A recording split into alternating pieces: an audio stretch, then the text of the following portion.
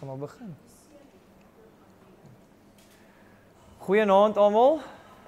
Ek hoop dit gaan darm nog goed met almal, verskoon die musiek in die agtergrond. Dit is maar ook 'n ander manier van gees, net nie my tipe gees nie, maar ja, so voordat ons sommer net vanaand begin, wil ek sommer net weer op 'n gepaste wyse vir ons net open in gebed. Kom ons staan en bid gou saam. Liewe Heer, baie dankie sommer net vir vandag, dat ons so by mekaar kan kom, om u woord so oop te breek, en net op 'n ander manier die skrif te nader. Here, van hierdie vrae is altyd moeilik, en dis vrae waaroor ons sit en dink. Maar Here, weer eens, baie dankie vir die geleentheid, dat ons sommer net so saam, as 'n geloofsfamilie kan sit, saam kan dink, saam kan worstel, en hoor wat u vir ons wil sê. Here, ons vra dat u ons harte sal sag maak en ontvanklik maak vir hierdie woord. Ons vra dit nie omdat ons dit verdien nie, maar slegs net uit genade uit. Amen. So ons het laasweek bietjie uit Johannes uitgewerk. Johannes 4 vers 7 tot 26. En toe het ons maar bietjie meer gekyk hoe werk die patriargie van daardie tyd, om net ons 'n goeie idee te gee van hoe ons die skrif benader.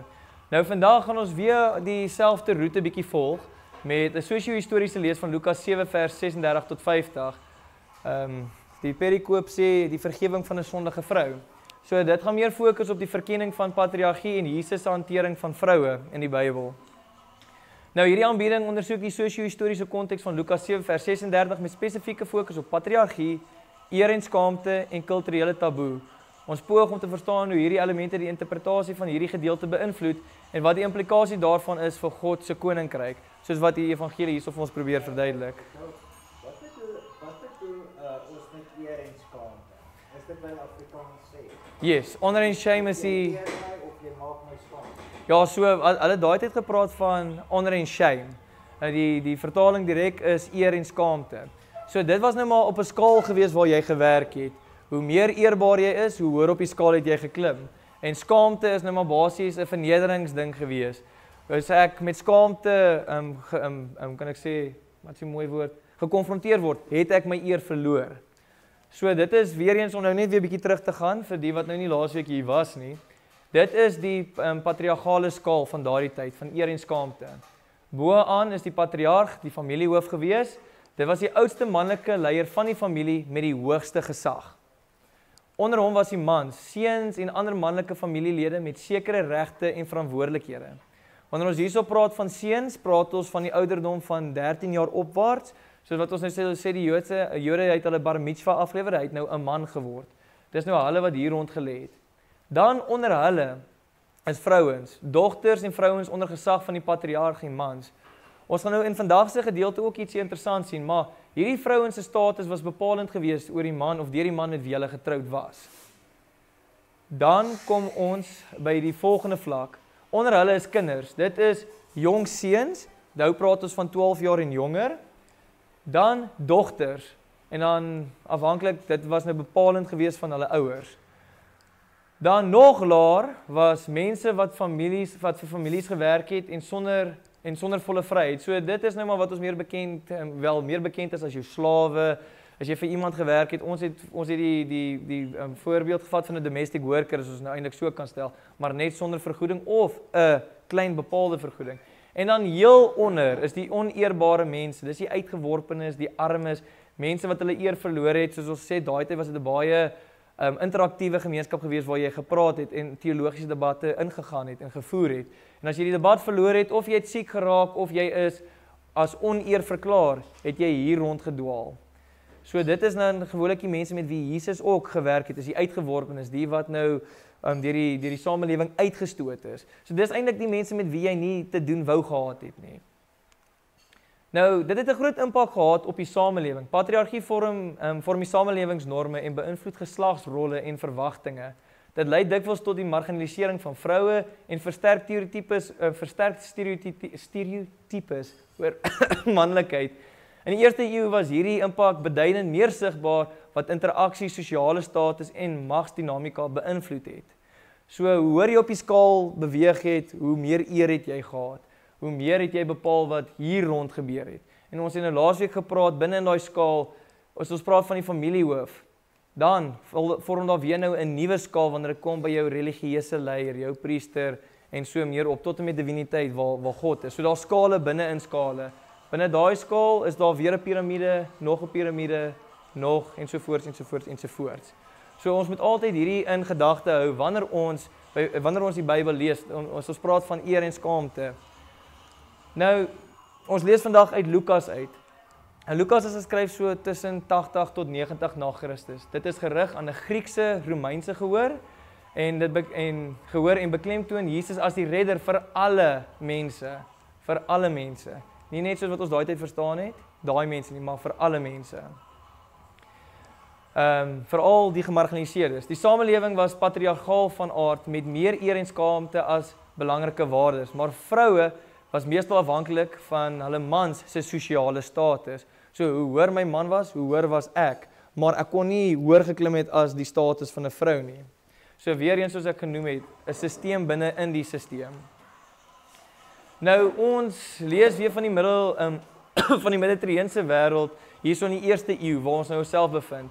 Nou waar Lukas afspeel is hierso rond waar Palestina en waar Jordan nou is. So ons werk vandag uit hierdie area uit waaruit ons lees. So ek wil nou vandag weer ons teks vat en dan lees ons bietjie uit Lukas 7 vers 36 tot 50. Almal hulle boeke daar oop. So kom ons lees die volgende gedeelte, lees ons saam. Die vergewing vir 'n sondige vrou. Daar is terugverwysende tekste in Matteus 26 vers 6 tot 13, Markus 14 vers 3 tot 9 en dan Johannes 12 vers 1 tot 8. So kom ons lees die volgende gedeelte saam. Een van die fariseërs het hom genooi om by hom te kom eet. Hy het die fariseër se huis binne gegaan en vir 'n ete aangeleen. En kyk, daar was 'n sondige vrou in die dorp wat gehoor het dat hy by die fariseër se huis gaan eet het. Sy het 'n albasterfles vol reukolie gevat en agter Jesus by sy voete gaan staan. Sy het gehuil en begin om sy voete met haar trane nat te maak. Sy het sy voete met haar hare afgedroog, dit gesoen en met reukolie ingevryf. Toe die fariseër wat hom uitgenooi het dit sien, het hy in sy hart gedink, as hierdie man 'n profeet was, sou hy tog geweet het wie dit is wat hom aanraak en watter soort vrou sy is, dat sy 'n sondige vrou is. Maar Jesus het vir hom gesê, Simon, ek het iets om vir jou te sê. Sê maar meester, antwoord hy. 2 mense was by 'n sekere geleentheidskieter in die skuld. Die een het 500 denarius geskuld en die ander 50. Omdat hulle hom nie kon terugbetaal nie, het hy albei sy skuld kwytgeskeld. Wie van hulle sou hom dan die meeste lief hê? Simon het geantwoord, ek veronderstel die een vir wie hy die meeste kwytgeskeld het. En Jesus sê vir hom, jy het reg geoordeel. Toe het hy omgedraai na die vrou en vir Simon gesê, sien jy hierdie vrou? Toe ek by jou huis ingestap het, het jy nie eers vir my water vir my voete gegee nie, maar sy het my voete met haar trane nat gemaak en met haar hare afgedroog. Jy het my nie 'n soen gegee nie, maar sy het, vandat ek hier aangekom het, nie opgehou om my voete te soen nie. Jy het my kop nie met olyfolie gesalf nie, maar sy het my voete met reukolie ingevryf. Daarom sê ek vir jou, haar sondes, en dit was baie, is vergewe, omdat sy baie liefde betoon het. Maar die een vir wie min vergewe word, het min liefde. En vir haar het hy gesê, jou sondes is vergewe. Toe begin die mense wat aangeleen het vir ete onder mekaar sê, wie is hierdie man, dat hy self sonde vergewe? Maar Jesus het vir die vrou gesê, jou geloof het jou gered, gaan in vrede. Ek wil sommer dadelik, voordat ons voortlees, wil ek net eers ietsie uitwys, want dalk maak hierdie laaste gedeelte nie sin nie. Die sinnetjie lees in vers 50, maar Jesus het vir die vrou gesê, jou geloof het jou gered, gaan in vrede. Nou in daardie tyd se wêreld het hulle aan 'n klomp wette onderskryf. En sodra jy dit nou maar oortree het, moes jy iets gedoen het om jouself vry te koop. En hoekom hierdie deel so belangrik is, dat hy gesê het, nou in steede, en ek dink is in Levitikus waar dit voorkom van al die brandoffers wat jy nou moes gebring het en dit. Nou in steede van daardie brandoffers en al daai goedjies wat jy nou moes doen, sê Jesus, maar nee, jou geloof het jou gered. Dit is nogals iets interessants om op te merk. So kom ons gaan 'n bietjie aan. Nou wat sien ons raak in hierdie gedeelte? Simon die Fariseer se wêreldbeeld is iets van kardinale belang om in ag te neem. Simon nooi Jesus nie as 'n vriend of enigiets nie, hy nooi hom as 'n rabbi en toets of hy 'n ware profeet is. So nou, waarom is dit belangrik? 'n Rabbi was 'n persoon met hoër gesag. As ek nou kan teruggaan, dit is hier rond waar 'n rabbi is. Binne in hierdie sou hy nog hoër as dit verklaar word. Nou nooi hy vir Jesus as 'n rabbi na sy huis toe. En nou is dit maar amper 'n toets om te sien, is hy nou regtig 'n profeet of nie? En ek dink daai tyd of hulle getoets het of jy 'n ware profeet was, as jy langer as 3 dae gebly het, of jy het jy het nou jou hand oorspeel en jy het te lank gebly, was jy 'n valse profeet gewees. So die was nou maar 'n normale ding gewees, want daar was tye gewees waar daar vals profete was. En dit was nou maar vir hulle 'n goeie toetsloopie gewees om te kyk of jy 'n vals profeet was of nie. En die Fariseërs het geglo dat kontak met 'n sondige persoon 'n mens onrein gemaak het. So ons neem weer daai prentjie in ag. As ek nou in kontak gekom het met iemand op daai vlak daar heel onder, dan is ek onrein. Dan moet ek nou weer 'n brandoffer bring of ek het my eer verloor. So dit moet ons ook in gedagte bring. Dit is die normale Joodse wêreldsverstaan gewees in daai tyd. En dan sy reaksie op die vrou is klassiek patriargaal. Sy is nie 'n individu nie, maar 'n simbool van sonde en onreinheid. Weereens op haar onderste vlak van die skaal. Sy word nie as mens erken nie. Sy word nie erken as 'n gelyke nie, maar nou word sy erken as 'n voorwerp, iemand wat nou die res van ons eintlik ons eer in skaamte kan verander. En dan die voete was 'n status ding, veral in die konteks handel dit oor gesondheid en skoonheid van as jy sou wou eet. Hulle het nou nie die gerief gehad om 'n tafel hierso te sit in kremataar, gou hande te was en te eet nie. Hulle gebruik was sodra jy by my huis inkom, was jy jou voete, want jy het op 'n mat gesit op die grond en jou kos was daar uitgepak. So nou, hoekom dit belangrik is ek nou basies, ek kan nou graag sit, maar ongelukkig my enkel my het nie toelaat nie. Maar jy basies so 'n skuinsposisie gesit en geëet. En nou as jou voete nou vuil is, en dit is hierso in die ou se kos langs jou, dan wys dit eintlik die disrespek wat jy teenoor hom toon.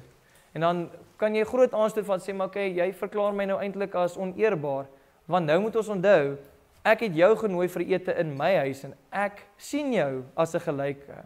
Ons is gelykes wat om hierdie mat sit, of om hierdie tafel nou sit en eet. Maar nou doen jy dit nie eers om jou voete te was. Dit nou sê vir my eintlik, ek is onder jou, in 'n speelveld van gelykes. So dit is ietsie wat interessant is, want nou hierdie, Simon het nou nie eens vir Jesus water gegee om sy voete te was nie.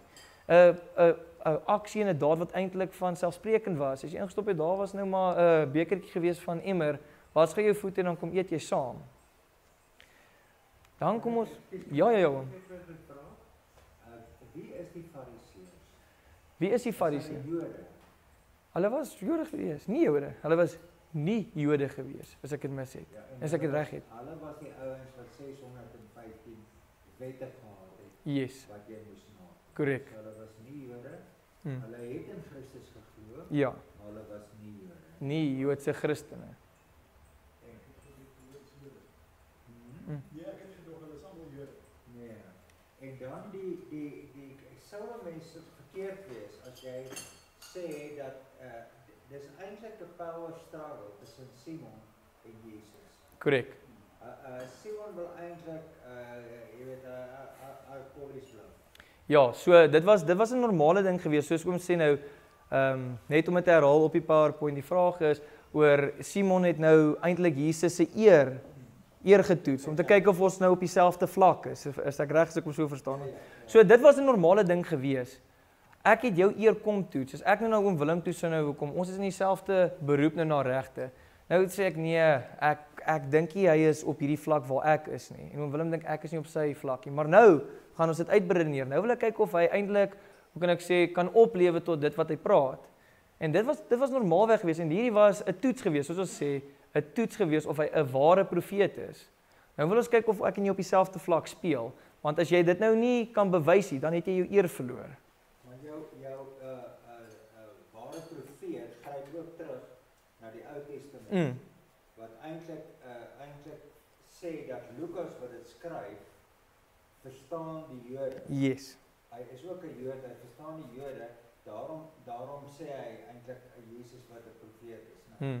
So hy gryp ook terug na daai Korrek. verhaal om homself legitimiteit te gee oor die verhaal wat hy vertel. Korrek. En dit Ek wil net 'n vraag vra wat ek sê, die Fariseërs, hulle was leiers in 'n godsdienstige ook. Ja. Maar en hulle is nie Jode. Maar hulle het nie geglo in Jesus nie.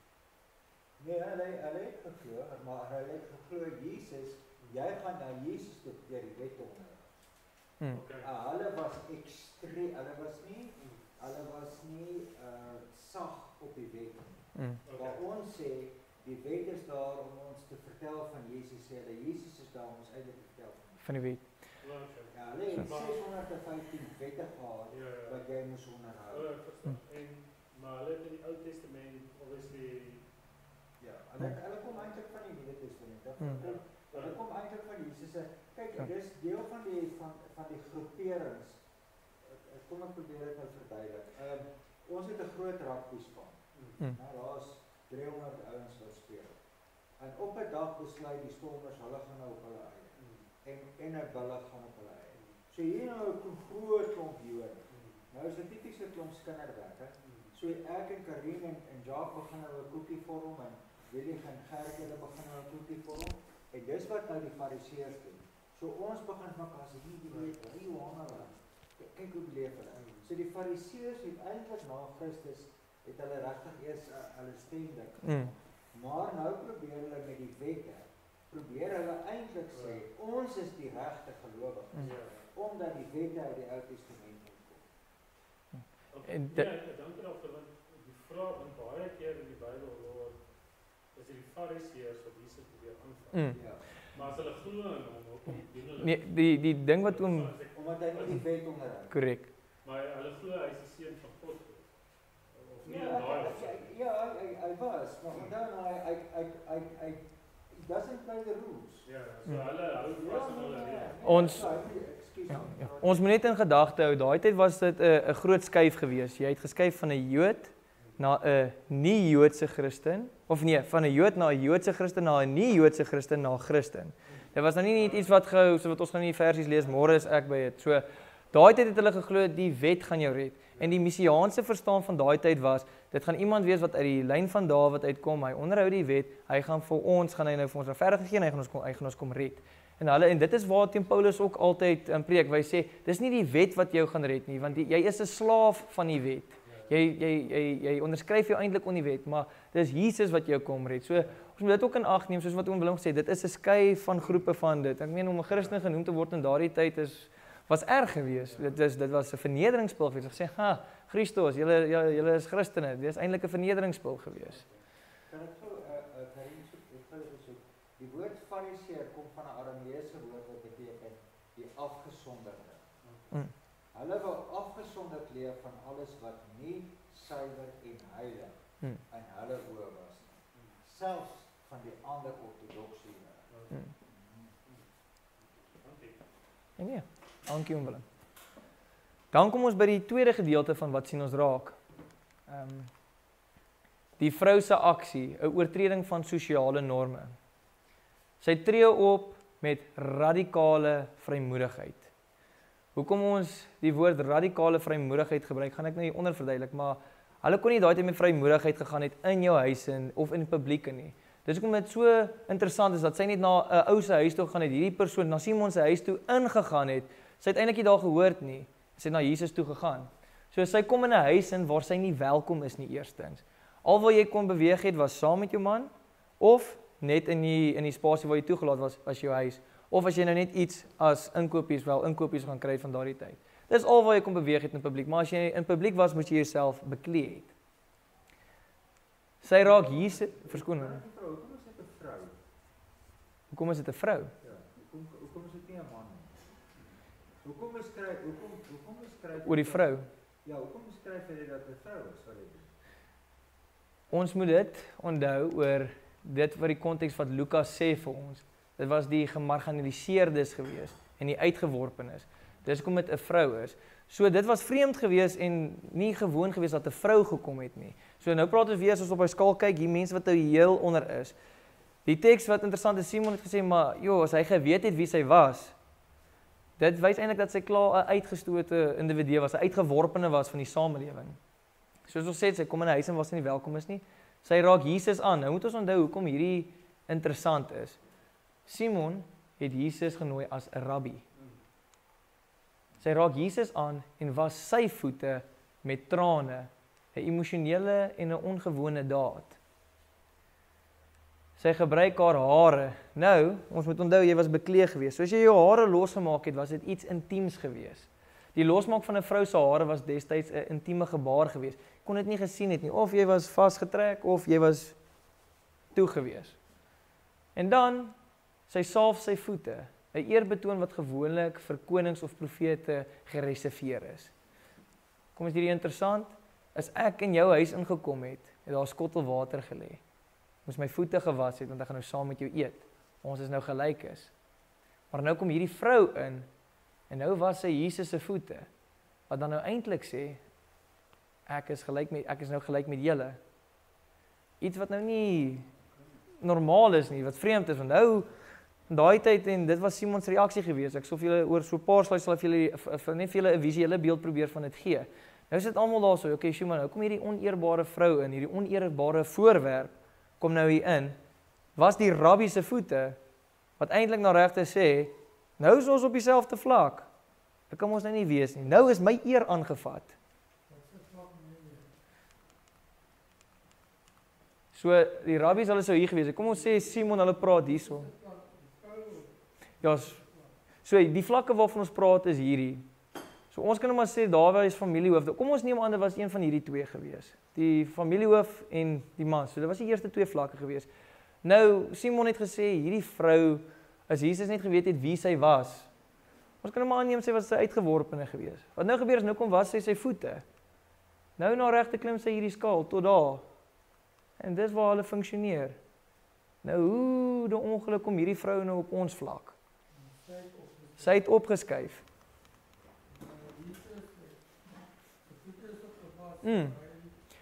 Die skaal kon enige plekke val het. Sy kon opgeskuif het of hulle almal is nou maar as oneerbaar op hy onderste vlak. So dit is nou wat hierso teenstrydig is. Die ding is hier is nou eer en skaamte te sprake. Of ons verloor al ons status tot op grondvlak en ons is nou eintlik die uitgeworpenes. Of ons moet nou maar 'n kompromie ondergaan dat sy nou maar op ons vlak is. So dis nou hierdie groot teologiese stryd van of ons verloor net meer op die ander vlak. Nee. Nee, die gebruik was, as ek jou voete gewas het, dan beskou ek myself of as 'n slaaf, of onderdanig aan jou. So dit kom met verskillende kontekste. Maar omdat as oom my nou in oom se huis ingelaat het, was dit nie verwag dat oom my voete moes was nie. Ek moes my voete self was. Maar jy gee vir my die geleentheid om dit te kan doen, want ons is nou gelyk is. Dit het Simon nie gedoen nie. En dit was vir hom 'n toets geweest of hy nou 'n regte rabbi is of 'n profeet is nou in hierdie geval. Daarbey ook kon sê die vrou het eintlik haarself opgetel, maar Jesus het haar toegelaat dat sy haarself optel. Korrek. So Jesus se beskouing van haar het veroorsaak dat sy op die vrymoedigheid kon neem om boontoe te skuif. Korrek. So dit is wat dit nou so moeilik maak in hierdie teks vir hierdie mense, want ek dink hulle Jesusie, maar nou is ek of 'n uitgeworpene van die samelewing, of hierdie uitgeworpene is nou gelykstaande aan ons vlak. En dit was 'n normale patriargale verstaan gewees van daardie tyd. Nou kom ons by 'n interessante gedeelte aan. Jesus se reaksie, 'n teenpatriargale optrede. Hy laat haar toe om aan hom te raak. Die rabbi laat hierdie vrou toe, hierdie uitgeworpene toe aan hom te raak. 'n Verbasende breek van die sosiale norme. Dit was nie jy het nie aan niemand anders te geraak benewens jou man nie. So kan ons in ander woorde sê, as dit 'n gewone mens was en sy het ingekom op daardie vlakke waarvan jy praat, sou hy uitgejaag het gesê wat jy besig om te doen. Ek verstaan ek jou vraag reg. Is dit nou 'n normale vrou was of 'n Simon se vrou was wat hom geraak het, sou hy weggejaag het of? Want Jesus het toegelaat. Ons sê Jesus het toegelaat. Kom ons sê dit was 'n ander fariseer of whatever. 'n Ander vrou wat dit in die huis uitgeneem het. Dit kan ek nou ongelukkig nie beantwoord nie, want ek ken nie daai konteks nie, maar juis Lukas se skryfstyl hierso. Onthou ons was vir die gemarginaliseerdes en die uitgeworpenes, want dit is sy konteks waarna hy geskryf het. En dis sy evangelie sê ook, dit is vir hulle beskikbaar. Ons moet verstaan dat redding altyd net vir die topskool was, vir die familiehoof, dat die uitverkoren is. En wat Lukas hier eintlik probeer doen met sy skryfstyl, is hy sê, maar weet jy, hier kom hierdie uitgeworpene vrou, en Jesus laat haar toe, om deel te wees. Wat sê dit dan nou eintlik? Ja, die norm was, ek sou haar uitgejaag het. Yes. Daai samelewing met hulle vlakke waarvan hulle Ja. sou dit normaalweg so gewees het, nee. Ja, so die normale ding was, is die vrou moes eintlik nie eers daar gewees het nie. En as sy ingekom het, dan sou hulle haar gestenig het. Maar sê, maar jy tree nou buite jou plek op. So.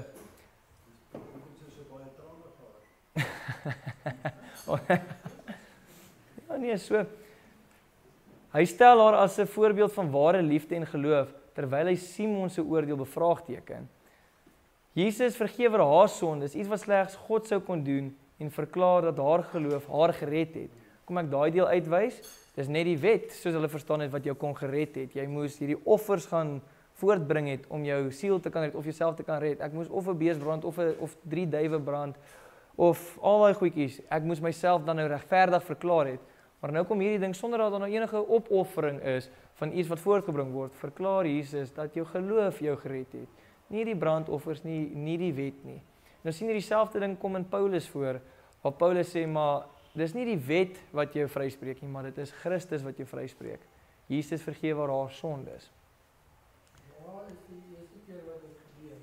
Ekskuus so? Waar in die Nuwe Testament is dit die eerste keer wat dit staan dat die geloof jou vryspreek? Jo, ek kan nou nie uit my heup uitskiet en sê dis die eerste keer waar dit staan nie, maar dit is 'n herhaalde tema in die Nuwe Testament. Ons sien dit hier in Lukas raak en ons sien dit in die geskrifte van Paulus raak, waar hy sê dis nie die wet wat jou red nie, maar dit is Christus. Nou, die wêreld van daardie tyd, ons kan nou maar hierdie tafel eintlik probeer wegwys, maar wat 'n mens oplet hierso is, die mans kyk nie vir die vrou nie. Maar hier sit Jesus nou, en hier was hy sy voete. Nou hierdie is 'n meer akkurate aanduiding van hoe dit in daardie tyd gelyk het. Daar was nou nie 'n tafel gewees waar ons gesit en geëet het nie, maar almal het op die vloer gesit, en hulle het met mekaar gepraat en hulle het geëet. Nou hierso is ons hierdie in gedagte nie met ons moderne verstaan, wie was van voete eintlik nie belangrik gewees nie, onder die tafel. Maar nou moet ons verstaan, dis 'n higiëniese en gesondheidskwessie hier wat voorkom. Nou sit ek eintlik my vuil voete hier in jou gesig. Jesusie, maar jy het geen respek vir my nie. Nou, wat is vreemd in hierdie teks? Jesus verander die magsdinamika. Hy plaas 'n vrou, nie 'n manlike godsdienstige leier nie, as die voorbeeld van regte geloof. Dis hoekom dit vreemd is, want okay, Jesusie, hier is Simon, hy probeer nou eintlik my eer hierso toets, en 'n regte gelowige was 'n eerbare man gewees, hy het reg gelewe, hy het in die skale opgeklim as hy 'n rabbi was. Dit was die regte geloof. Maar nou kom hierdie vrou wat vol sonde is, 'n uitgeworpene. Nou sê Jesus, maar jy weet, dis die regte voorbeeld van 'n gelowige. Hy breek die kulturele taboe deur 'n vrou se aanraking as rein eerder as onrein te beskou. Sê maar weet jy, nou het sy aan my geraak. Ek gaan nie verloor nie, julle gaan nie verloor nie, maar nou raak die speelveld eintlik gelyk, as ons nou so kan praat. Dan verwerp hy die idee dat 'n persoon se waarde bepaal word deur die verlede. So dit is nou daai ding van, as ek weer kan teruggaan na daai piramide toe. Jy het geval gebaseer op die Here, maar jy het daaronder gebly as gevolg van dit wat jou ouers gedoen het en dit wat jy gedoen het, wat jou grootouers gedoen het en die 10.000 stamme voor jou gedoen het. As jy gebore was om verdoem te wees, kon jy nie opklim nie. So dis waar dit was. Nou sê maar daai verlede bepaal eintlik nie in my oë waar jy val nie. Oom 'n vraag? OK. Dan die tweede deel, die messiaanse boodskap teenoor die patriargale eksklusiwiteit. In plaas van 'n wêreld waarin net rein mans toegang tot God het, wys Jesus dat God se genade oop is vir almal, veral die gemarginaliseerdes. En dis 'n deurlopende tema wat ons hierso in Lukas sien. Lukas is geskryf vir die gemarginaliseerdes en die uitgeworpenes. Nou, daai tyd het gesê as jy 'n man was, great, jy gaan in die koninkryk kom. Die res van julle, sorry, probeer weer of julle is verdoem. Messiaanse boodskap. Die messiaanse boodskap is in hierdie geval is dit nou hier verwysend na Jesus. Jesus het gekom as ons verlossing en nie die Joodse verstaan, dis kom ons nou maar so geskryf het as patriargale eksklusiwiteit nie. Dat dit net die uitgeworpenes is nie. Maar in steede van die Joodse verstaan van wie die Messias is die messiaanse boodskap hier vasgevang dat dit vir almal is.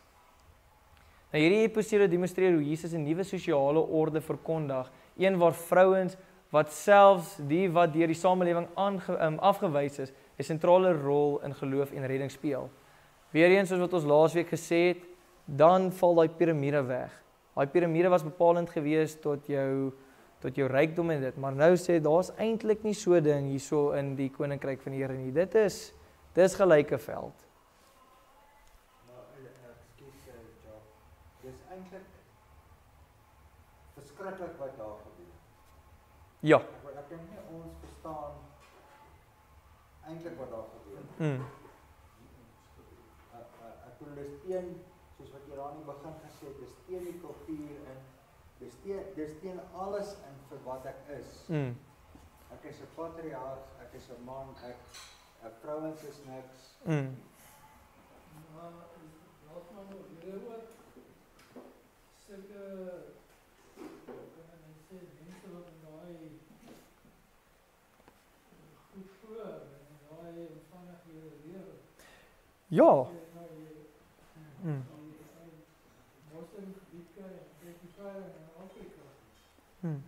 Nee, kyk dit is 'n realiteit. Dit gebeur nog. Ons het laasweek die voorbeeld gebruik van die Zulu kultuur waar die man die patriarg is. Hy's die hoof van die huis en sy pa nou na regte my oupa is sy hoof in sy huis. As ek in my oupa se huis ingekom het, is my pa die seun en ek is nou maar nog die kind. Al is ek die hoogste gerang in my huis, is ek nog steeds onderdanig aan my oupa. Daar is nog steeds so 'n stelsel in Afrika kulture en ja, dis nog baie sterk, ja. Ja nee, verseker. Maar ek wil nou 'n bietjie deur dit wat ons nou gelees het, wil ek net geweer bietjie na Lukas se teksgedeelte kyk en dan gaan ons nou weer stadig deur dit lees. En dan gaan ek nou 'n bietjie pause met dit wat ons nou gesê het. Een van die fariseërs het hom genooi om by hom te kom eet. Fariseërs het die rabbi uitgenooi om by my te kom eet. So dis die uitnodiging wat sê, kom na my huis toe, nou gaan ek jou eer toets. As ek dit nie aanvaar het nie, kan dit twee kante toe gegaan het. Of ek het jou as oneerbaar gesien, as ek nie 'n wettige rede gehad of geldige rede gehad het nie. Die ander ding is, aanvaar ek dit nou, dan moet ek tot dit oplewe of sê ek, weet jy, ek het dit nie aanvaar nie, jy's nie op my vuurmaakplek nie. Hy het die fariseër se huis binne gegaan en vir 'n ete aangeleen. Nou ons het gelees, daar was nie 'n skottel gewees vir hom om sy voete te was nie. En kyk, daar was 'n sondige vrou in die dorp wat gehoor het dat hy by die fariseër se huis gaan eet. Sy het 'n albasterfles vol reukolie gevat en agter Jesus by sy voete gaan staan. Sy het gehuil en begin om sy voete met haar trane nat te maak. Sy het sy voete met haar hare afgedroog, dit gesoen en met die reukolie ingevryf. Hierdie gedeelte het ek nou as een gelees, want die normaal was, ek kom en ek was my voete, kan dit droog maak of ek maak dit met my kleed droog. Maar nou kom sy, maak haar hare los, maak sy voete droog wat sy gewas het. En interessant, die vraag is wat almal altyd vra, hoe het hierdie vrou geweet dat hy nou na huis toe moet gaan?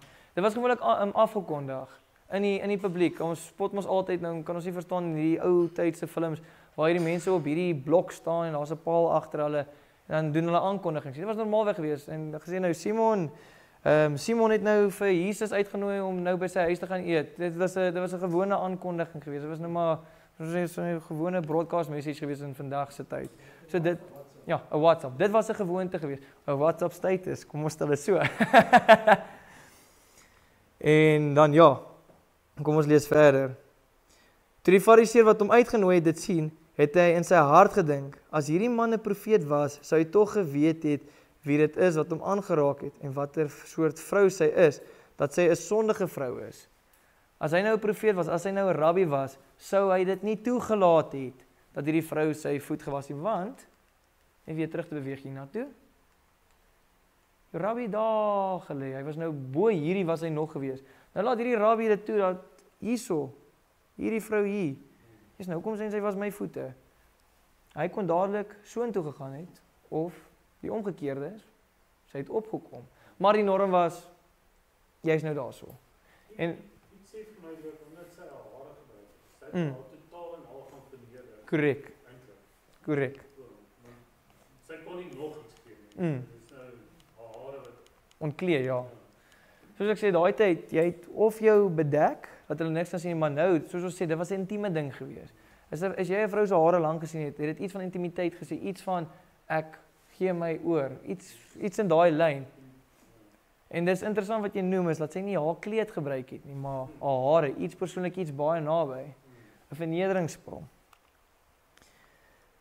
Maar Jesus het vir hom gesê, Simon, ek het iets om vir jou te sê. Sê maar, meester. Die meester is die Griekse woord vir die skale verwys na die Joodse rabbi. So hier sien ons, hy erken hom as rabbi. Twee mense was by 'n sekere geldskieter in die skuld. Die een het 500 denarius geskuld en die ander 50. Omdat hulle hom nie kon terugbetaal nie, het hy sy skuld kwytgeskeld. Wie van hulle sal hom dan die meeste lief hê? Simon het geantwoord, ek veronderstel die een vir wie hy die meeste kwytgeskeld het. En Jesus sê vir hom, jy het reg geoordeel. So nou in hierdie geval is, wat hy eintlik hier sê is, of sy nou een keer sonde gepleeg het, of nou 10.000 goedjies agter op haar naam het. Dis gelyk, dit is nou wat hy probeer met hierdie vergelyking maak, dat dit nou gelyk stel. Nou vir wie beteken dit meer? Vir jou nou, kom ons sê as Simon, jy wat nou 1 keer oortree het, of vir die vrou wat 10 keer oortree het. Vir haar is dit nou maar meer waarde. Van sê maar, dis eintlik nie gewoond nie. Nou lees ons verder. Toe het hy omgedraai na die vrou en vir Simon gesê, sien jy hierdie vrou? Toe ek by jou huis ingestap het, het jy nie eers vir my water vir my voete gegee nie, maar sy het my voete met haar trane nat gemaak en met haar hare afgedroog. Net teruggaan na hierdie toe. Jy as man het nie na die vrou gekyk nie. Jy het nie na hulle gekyk nie. Hulle was basies deurskynend vir jou gewees. Dit was nie 'n norm gewees. Jy wou nie kontak gemaak het nie. Sê vir, sien jy hierdie vrou? Jy het nie eers vir my water gegee nie, maar sy het my voete kom was met haar trane. Nou eintlik het Simon hierso sy eer verloor. As mens nou na regte daarna sit en kyk. Maar Jesus, as jy terugverwys, dat Jesus sê, wie van hulle sal hom dan die meeste lief hê? So hy sê eintlik vir Simon, ek gaan vir jou sê hoe lief sy eintlik vir my is. En jy Baie goeie opmerking. Dis baie goeie opmerking. Hy sê eintlik as jy nou niks verloor het nie, jy gee nie eens my water nie. Hier kom sy, ja, hoe lief het jy my dan nou eintlik? Want hier kom hierdie vrou nou met haar trane en sy was my voete. Dan gaan dit verder. Ja, in mate van oom.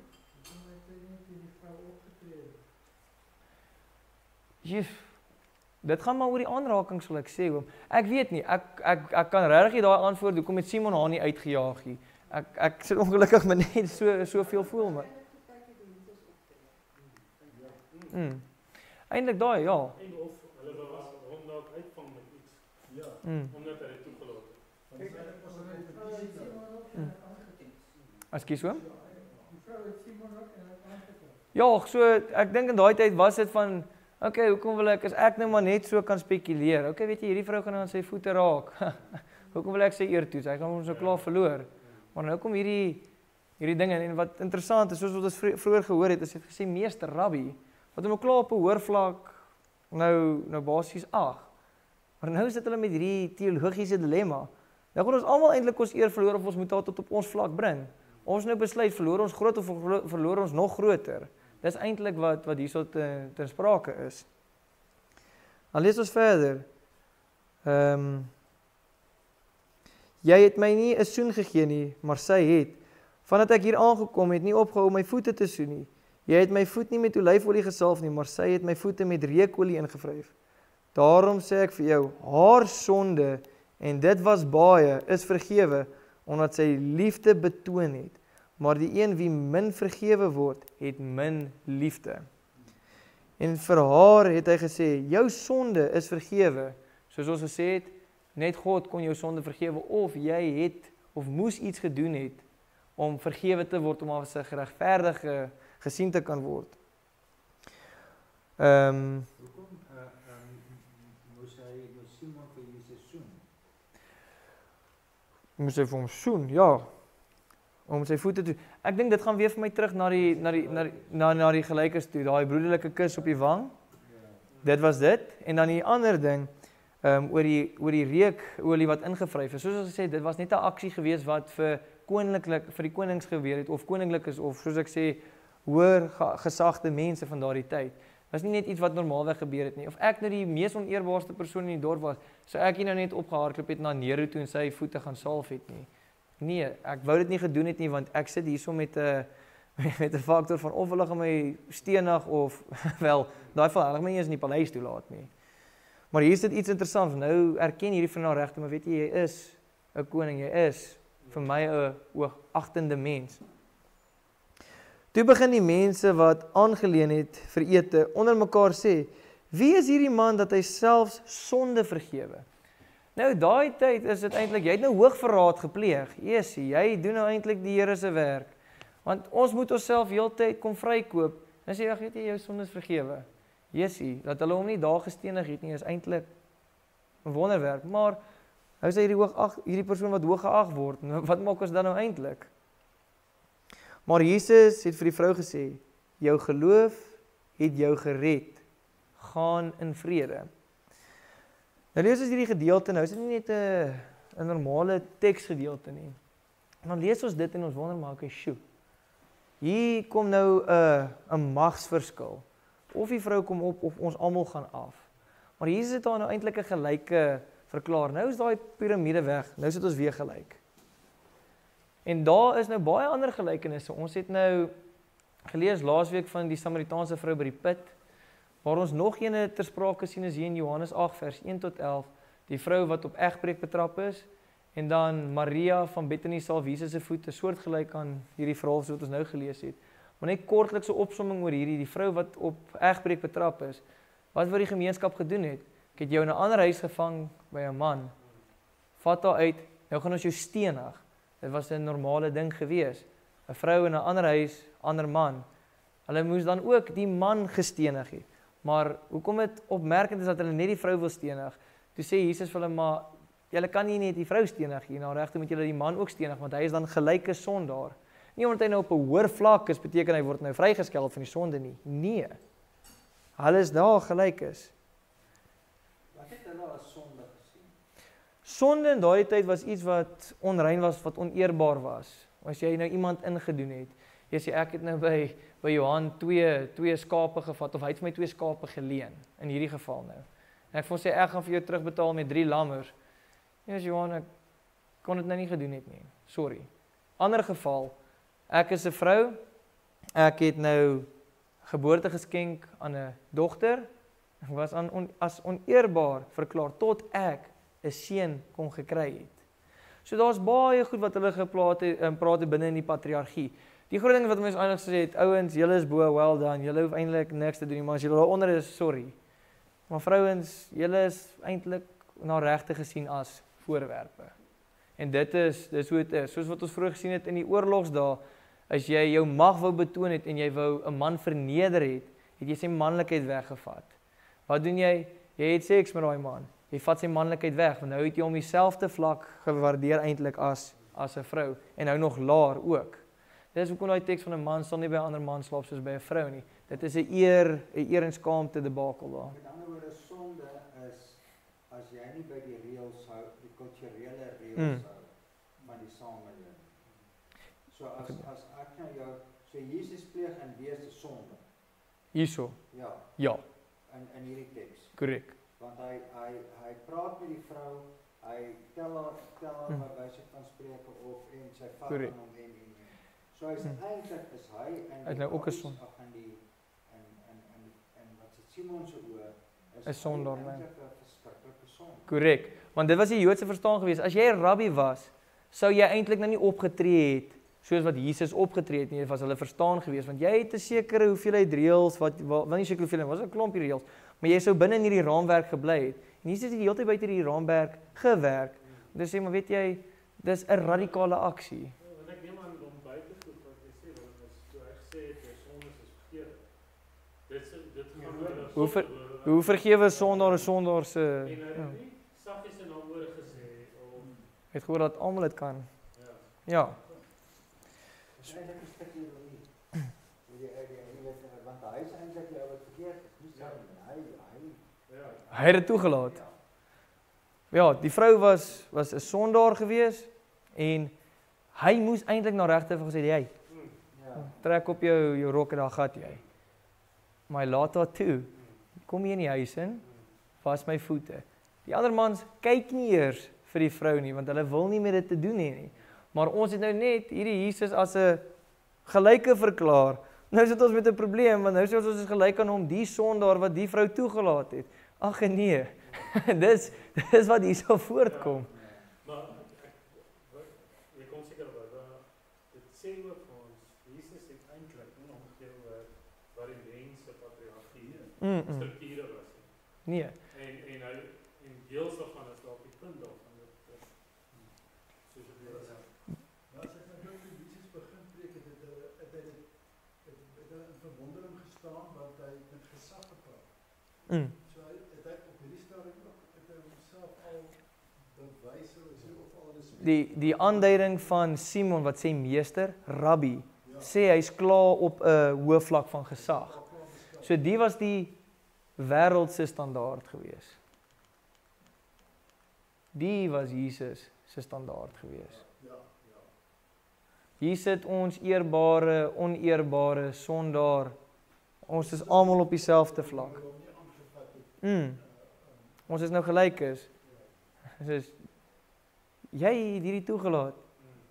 Wat het jy gemaak? Jy het nou my eer inherent tot op die grond gegooi. Wat my interessant is net voor dit wat hy sê, wat hy in die soort van 'n vergelykingkie vertel waar hy sê jy het 550. Verstaan jy wat eintlik ook iets sê van sy gesag, né? Dat hy eintlik vir Simon sê, jy verstaan nie wat hier gebeur nie. Jy is die ou wat 50 het en sy is 500. Jy verstaan nie waarmee jy nou speel nie. Jy sit met ek hoeveelheid, kom ons sê 50. Jy sit nou met 50 denarius se skuld en sy sit met 500 denarius se skuld. Sy wat met daai skuld sit, het meer liefde aan my betoon as jy. So dis wat ons gesê het, eintlik sê, Simon, ek wys jou hoe min jy my liefhet. Korrek. Hy sê dis eintlik oneerbaar wat jy doen, dat 'n oneerbare wese in jou huis, jy laat hierdie oneerbare vrou, ja. Kom by dat ons sê oor sy gesag wat Jesus ook, Jesus in sy daai huis ook vir hulle sê, ek is seun van God. Ons kan selfs so ver gaan deur te spekuleer en te wonder, maar wat sou gebeur het as Simon gesê het, maar was jou voete hierso? Sou die gebeur het? Ja of nee? Maar soos wat daar net gesê is, Simon, ons is in jou huis, jy het ons genooi, dit is in die publiek aangekondig, jy het nie my voete, of die geleentheid vir my gegee om my voete te was nie, toe kom hierdie oneerbare vrou, buite haar spasie, buite haar huis, deur die publiek, hier in jou huis in, wat doen sy? Sy haal haar kleed, of hierdie kleed af, sy basies, ons praat maar van sy verwyder haar bekledingstuk, hier voor jou wat nie kan gebeur nie. Ons kan dit so ver gaan om te sê amper so gelykenis van egbreek. Jy laat dit toe onder jou dak en sy was my voete. Sjoe. Dit is kyk, hier die hele wêreld vir hulle omgedraai. Want nou is ek oneerbaar verklaar. Dit was dan nie. As jy nou ook die norm sien, nou kom hierdie sondaar en hy sê, weet jy, ek vergewe jou. Die aksie van vergifnis kom net van God af. Nou kom hierdie persoon, as ons nou al hierdie goed in konteks bring, Jesus kom van dadelik gesê, jou sonde is vergewe, maar al hierdie goed het nou afgespeel om eintlik te sê, ons is verdoem. Ek vergewe jou. Dis nie die wet wat jou red nie, maar dis jou geloof wat jou gered het. Dis nie enige materiële ding nie.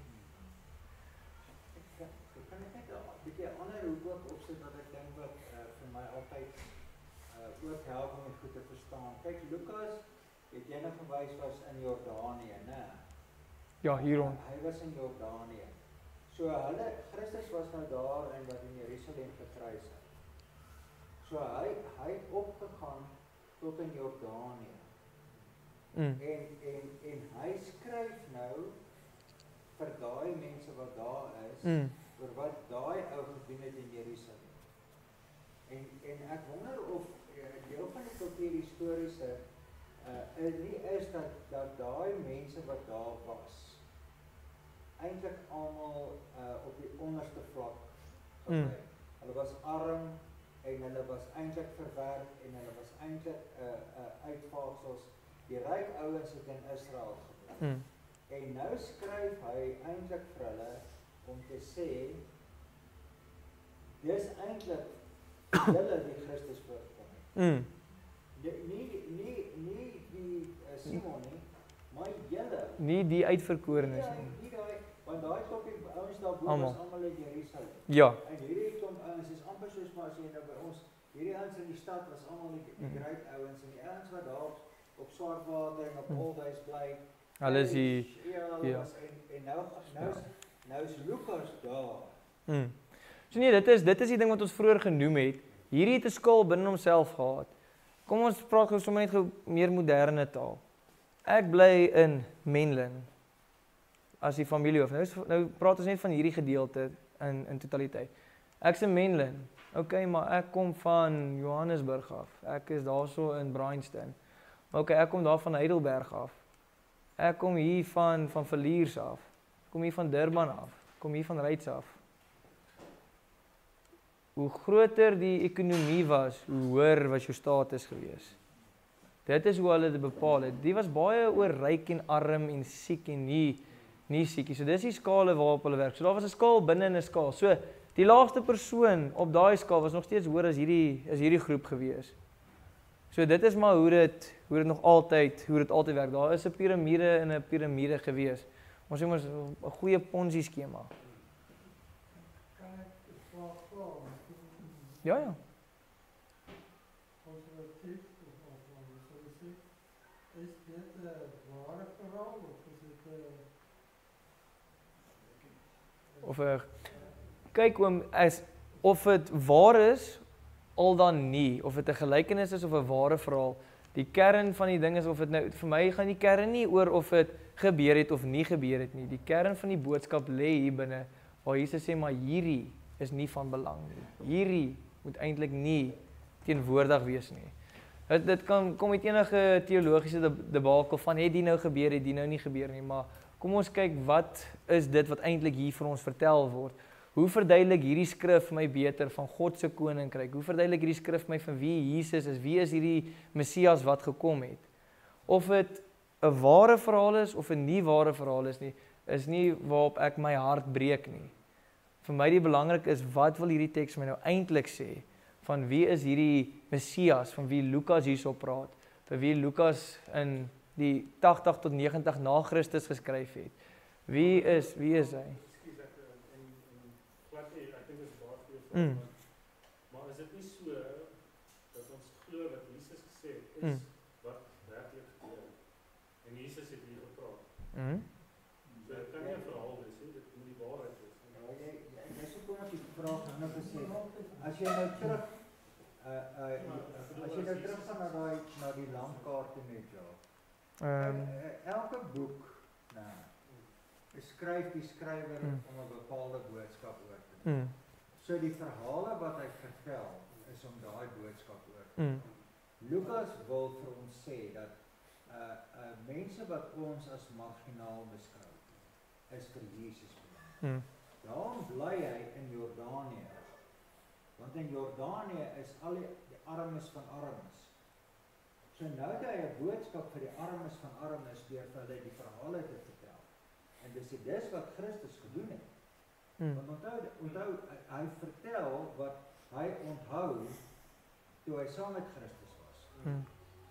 So hy vertel nie hierdie verhaal, dis nou wat gebeur nie. Dit het lankal gebeur. Is 'n vertelde. En dis 'n vertelde verhaal. in die konteks van Ja, Ja. En hy hierdie vertelde verhaal het ook nie vir ons uit kort detail. Maar dis nie wat hy wil doen nie, dis wat Jacques sê.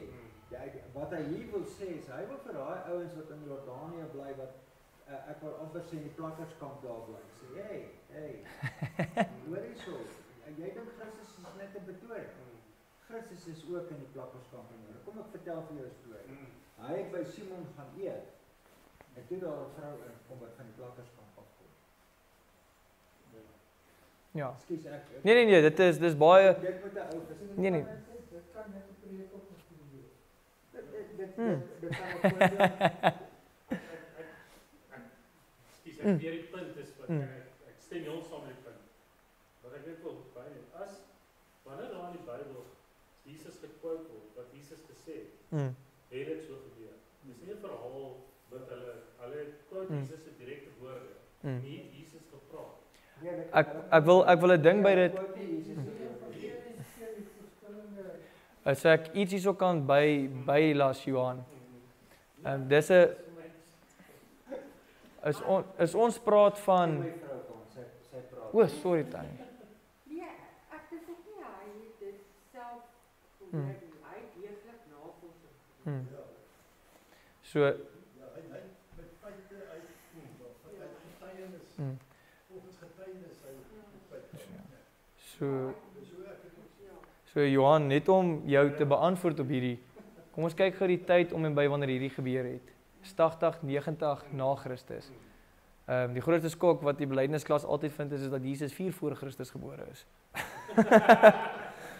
En 4 voor Christus gebore is. Dit kan hulle nog nie verstaan nie.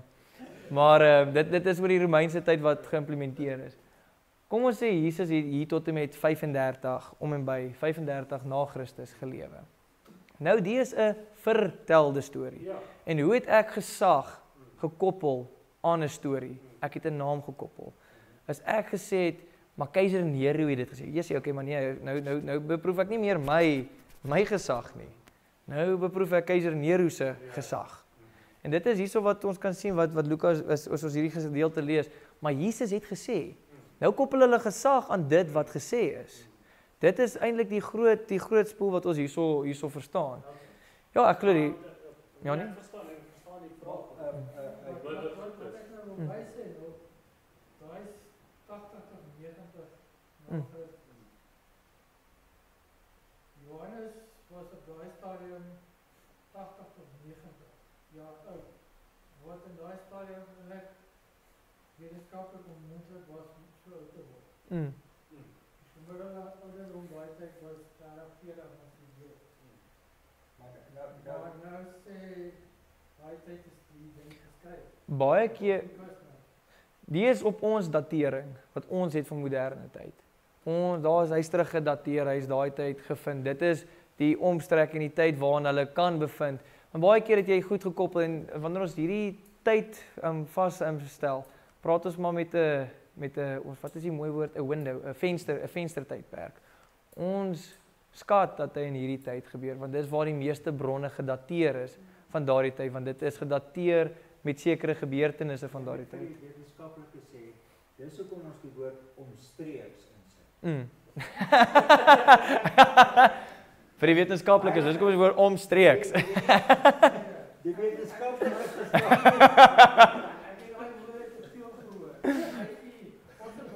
ek kan net gedink na Johan se vraag toe. Ja. Kyk, ons moet onthou soos wat ons al verduidelik het. Hulle sê wat hulle gehoor het. Jesus as Jesus se Maar was dit nie recordings, video's? Nee. So wat gebeur is, dit kan ook wees dat hulle eie interpretasie gegee het aan die boodskap. Ja. En daarom is Lukas is vir die armes. Matteus vat weer alles vir die koninkryk. Dit gaan net oor die koninkryk. So al wat hy hoor is Jesus praat oor die koninkryk. Ja. So Ek wil net nee, meer welkom. Wat ek daarmee wil sê is, dis ingeskryf in die Bybel op so 'n manier, natuurlik is dit 'n verwoording van iets wat verwys word. Maar dit is so ingeskryf om die volle waarheid en krag daaraan te gee. En dis ek sê, as dit verwys word na dit wat Jesus gesê het, glo ons, dit moes so gewees het. Ja. Ja, so die groot ding is, ons praat van konteks. Vir daai mense se konteks was dit so 'n manier gewees hoe hulle dit verstaan het. Dit is so gesê. Dis hoekom ek hierdie opgebring het. Ander tekste. Hier praat ons oor die Samaritaanse vrou. Ja, die Samaritaanse vrou speel 'n rol. Dit sê vir ons iets van die patriargie. Dit is die stryding van eer en skaamte. Die vrou wat met egbreek betrap is. Dis in 'n ander plek, Johannes weer. Johannes is andersins as Lukas, dis in 'n ander omgewing met taal wat hulle geken het en verstaan. En dan Markus is weer eens 'n ander konteks. Maria van Bethany salf Jesus se voete, soortgelyk aan hierdie verhaal. Dis weer iets anders. So dit is ons hierdie goedjies is as mense oor die skrif kyk, is dit die wydverspreidheid wat ons in ag moet neem, die hoeveelheid keer wat dit voorgekom het. So ons sal nie net 'n ding ingesit. Daar sal nie net, as ek praat van ons, die kerkvaders en voor, sal nie net 'n ding ingesit en sê okay, ja, jy weet, ons sê nou maar net dis iets. Nee, maar daar is genoegsame bronne gewees wat dit kan bevestig oor hierdie geskrif. Jy sê maar, okay, hierdie skrif is van so gesag dat ons verstaan. Nou is dit in die konteks. Ons het die skrif nie net hier gekry nie, ons het hom daar gekry, ons het hom daar gekry, ons het hom daar gekry, ons het hom daar gekry. Wydverspreidheid. Nou sê vir ons bietjie iets, okay, gaan ons vaskyk in die presiese woorde wat gesê is of gaan ons na die boodskap agter dit kyk? So ja. Maar nee, ek verstaan jou vraag. Ek glo ook is hulle histories so vertel. Ek glo ek daar moes 'n gebeurtenis soos dit gebeur wat gesê het, maar okay, ja, ons moes dit kon oorvertel. Dis nie net dat Jesus gesê het, okay, julle, wat sal ons nou doen as die vrou instap hier? Nee, ek glo ook daar moes iets gebeur het. En dit is my persoonlike opinie en oortuiging. Ek is van harte oorreed daaroor. Daar is mense wat sekerlik sal verskil, maar dan het hulle eie verwysing teenoor dit. Wat ek vir myself of wat my help, Johannes, is as ek vra waaroor is die Bybel geskryf? Ja, die Bybel is vir my geskryf om my te help in my eie journey saam met die Here. So die Bybel is nie geskryf om vir my te sê sy het bobsterk haartjies gehad en haar hare was tot op haar bou. Die verhaal wat die Bybel daaruit vir my wil sê is, ek is nie 'n gemarginaliseerde, ek bly nie die plotterskant nie. Ek is 'n Simon. So die verhaal vertel vir my van die pad wat Christus saam met mense stap. Want dan vra jy ander vrae. Dan vra jy nie hoor hierso nou jy weet die vrou wat 'n oorspel gepleeg het, wie het haar gevang en waar sy nou waar het haar die verhaal is om te sê as ek sonde het en ek het verkeerde goed gedoen, Christus vergewe my. So ek kan hom toe gaan en sê Here, ek is jammer. En dit help vir my as ek dit vra. En sê die Bybel is geskryf sodat ek verhale het wat my geloof versterk. Maar was Lukas nie 'n mediese dokter nie? Hy was, ja. Dit maak my meer sin dat hy nie soveel oor die oorvertelde verhale, jy weet ken daar, maar dat hy self die navorsing. Kyk, en die interessante ding van Lukas is, as ons hierdie gedeeltes, as mens eintlik sy hele boek lees, hy praat vanuit 'n konteks wat hy verstaan. Hy het 'n idee gehad wat in die Joodse tradisie gebeur het. Hy verwys baie keer terug na van die stamvaders en al daai goedjies. So hy verstaan die Joodse kultuur. So hy verstaan hoe om met hierdie mense ook te kan praat. Dit gee vir ons daarom ook 'n idee dat hy nie net enige Jan Rap was wat gou hierso gou 'n WhatsApp gestuur het en gesê het, hey, hoor gou hierso nie, maar hy het 'n idee gehad, hy het konteks gehad, hy het verstaan wat hulle verstaan het. En dis die lekker ding wanneer mense Lukas lees. Ek's baie mal oor Lukas, oor die feit oor hoe hy skryf. Want hy neem die konteks van die mense die heeltyd in ag. Dan sê hy, maar weet jy, of dit nou so was, sy nou lang hare, kort hare, of sy in die middag ingestap het of in die aand ingestap het, is nie vir hom belangrik nie. Wat is vir hom belangrik? Is dat Jesus verander die magsdinamika. Die messiaanse boodskap die messiaanse boodskap is vir almal, dis teenoor die patriargie. Dis nie net vir 'n eksklusiewe groepie. Die messiaanse boodskap is inklusief. En dit is wat vreemd is in die hele teks. En dan sien ons dit in hierdie ander tekste ook, wat ons ook bietjie idee gee. So, soos wat Willem gesê het, dit gaan nie oor of sy dit nou gewas het met 10 of 20 of 30 of 40 trane nie. Maar dit sê vir ons bietjie iets anders te wie laat Jesus toe om op hierdie tafel te sit.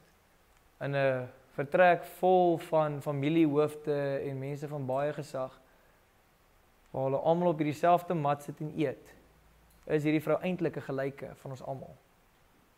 En dit moet ons eintlik begryp. Dat ons nie moet sê jy is minder waardig as ek nie. Julle is nie 'n oppergesag hier, want die koninkryk van Christus is nie eksklusief nie. Dis inklusief. Ek weer 'n foto. Dit sou nogal baie interessant is, want kyk, ons sê hy sit op 'n stoel. Dit lyk nog soos 'n rempiesbank. Maar kyk, hy moes gestaan het. En die hout wat daar waarop sy voet rus, is eintlik 'n eetplek. Ja, dis baie waar. Dis baie waar. Goeie opmerking. Wat eintlik moet hy van die tafel afklim, dat sy voete kan was, sodat hulle om daai ou laag eetplekkie kan doen. Net konteks te gee van hierdie skilderstuk.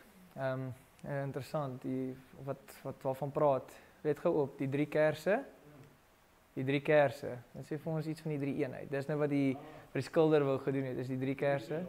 Ja, daar's die waterkruik, dis die lewende water wat hy hier probeer simboliseer het. Maar iets interessants is kyk die trappe. 'n Normale huis van daardie tyd was nie noodwendig diep. Jy het hier ingestap en is dit. Want dit is gewoonlik meer dubbelverdiepings geweest. Die diere het onder gebly en ons het net maar bo die diere gebly. Baie keer as jy nie 'n dubbelverdieping gehad nie, het jy op die grond saam met jou diere gebly. Was net 'n bietjie 'n breër huis. Maar hierdie het die skilder probeer uitsê, maar weet jy, dit is vir hom die pad na die koninkryk toe. En wie vorm deel na daai pad van die koninkryk? Dis ons almal wat hierso sit. En dit is my 'n baie mooi illustrasie. Dis kom ek nie van hierdie ene afhanklik gehou het nie, maar ja. Koninkryk is in die volgens die skilder. Ja, volgens die skilder. Jy sou ook dit anders kon sê. Jy sou ook kan sê Jesus het ter helle neergedaal. Hy het afgekom. Hy kom van bo af onder toe. Die mense onder. Ja.